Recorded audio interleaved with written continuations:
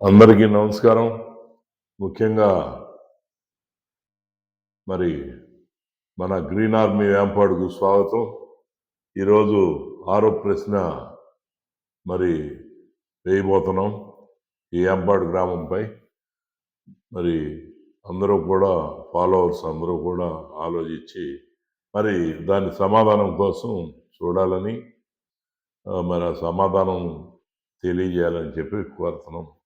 అదేంటంటే మనం మొన్న 5వ ప్రశ్నలో వేసినప్పుడు దాంట్లో ఒక విషయం గమనించారో లేదో, ఈనమ్మ ఎస్టేట్ అనే అధికారి, సెటిల్మెంట్ అధికారి ఈనాం గ్రామంగా చెప్పాడా, ఎస్టేట్ గ్రామంగా చెప్పారా అని చెప్పేసి ప్రశ్నించడం జరిగింది.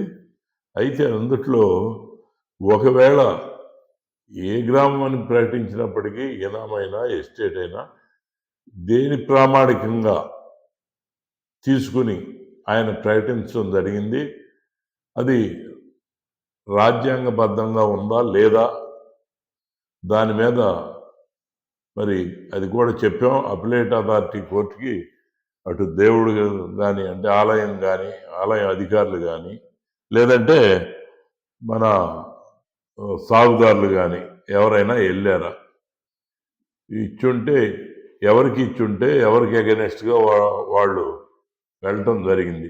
అలాగా అనేక కోర్టులు, ట్రిబ్యునల్ కానివ్వండి, ఇంకానే కోర్టులు దాటి ప్రతి కోర్టులోనూ ఏం జరిగి ఉంటుందో మీకు తెలిసినటువంటి ఈ ప్రశ్నకి సమాధానం చెప్పాలి.